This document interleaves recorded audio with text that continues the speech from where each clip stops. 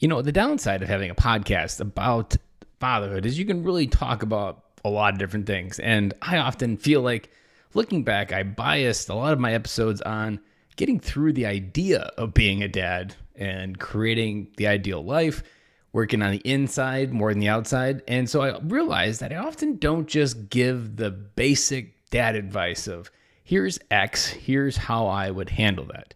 And so today I want to flip the script completely, flip the table, and share what I consider my best dad advice for the going to be dad that hasn't become a dad yet, but has just found out maybe his partner's pregnant and trying to figure out what's the next 9 months look like. So before we dive into the advice, I want to give a backstory of how this advice evolved. So I became a dad on March 26, 2012. Prior to that, in August of 2011, found out I was going to be a dad. And we found out the sex for the first two kids. So my daughter and then my son. We both, because it was more financial reason, if I'm going to be honest, of why we wanted to find out. And so it made sense to find out so we could have everything planned, and my wife's planner, so it all worked out as well. Then the third one comes around, and we didn't find out because we had one of everything. We had a boy and we had a girl. Everything was prepared in the basement for whatever we needed to bring up. But I learned this time around when my second daughter, third kid, came into the world, is that by holding off on finding out the sex until the moment, there's a couple different things that happen. One, when you find out the sex during an ultrasound, it's a joyous moment, and you maybe cry, and it's a very touchy-feely moment, and it feels good. But what you don't know is that you're dividing the emotional experience, almost like a nuke of emotions, that can happen when you find out both. So having a kid, seeing it born into this world, is a really powerful moment, and one that I'll always remember. But when you combine that with finding out whether you're having a son or a daughter, it's like this extra over-the-top feeling that allows you to get somewhere or feel something that I hadn't felt for the first three. So that's part one of the advice. Is there is a downside to finding out. Financial, it does make sense. But by separating it, you're robbing yourself of the whole giant moment of, wow, I'm going to be a dad to a boy. Or, wow, I'm going to be a dad to a girl. And this leads me to a third feeling, that for the third one is the first one that I cried for. I feel like I was emotional for the first two, but I truly just emotionally kind of like got overwhelmed and started crying with the third one. And I believe it's two because I found out I was going to be a dad to another daughter. And what I realized in that moment was, I remember looking in my wife's eyes in the moment, in the days after in the hospital, and just cementing into the feeling of what just happened. I remember thinking of how much love it took to create this child and all the other kids we had.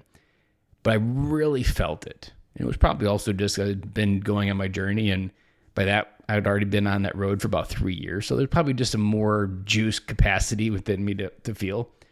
And I just remember looking into my wife's eyes and just anchoring myself in that feeling that, wow, man, do I love you. And the reason why this piece of advice right here is, in that moment when you become a dad, ground yourself in that moment. Ground yourself in the love that it took to create this human being. Ground yourself in the love that you have for this partner in your life to get there, to create that, the experience that you've had to go through to get to that moment. The good times, the bad times have already kind of happened, but get to that moment. And the reason why I tell you to ground yourself in this moment is because life gets hard. Life's not easy having a kid. They don't stop crying for those first few 6 months. You don't know where the off button is. You don't know what they need. It does get better. But even as the kids get older, the issues get different. And often, sometimes, it can turn into just trying to parent is hard. But having the anchor memory of being able to go back to this infinite well and hold on to this feeling of like, man, I love that woman. And man, do I love this kid who's in my life. Even if in the moment they're driving you nuts. And to me, this anchor memory in the moment that you become a dad is that infinite well that allows you to tap into, no whether it's 16, 18, 10, 5, or 2. It allows you to step into an idea and a feeling That no matter what you're feeling, you can go back to a place and remember why you are here, why it mattered. What did you have to do to get there? And just remind yourself of the good. Because oftentimes in parenting, as you know, it can feel like a desert of good.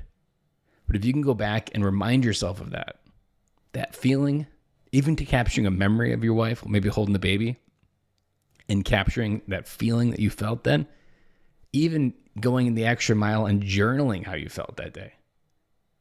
Journaling would really help solidify that deep feeling of what you wanted in your life, why you did this, what you want this kid to know maybe. This memory, the anchor memory at the moment you become a dad.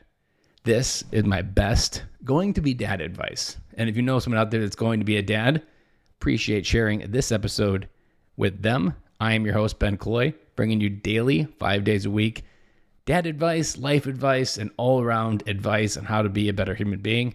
That is all I have for you today, and I'll be back again tomorrow to close out the week with you.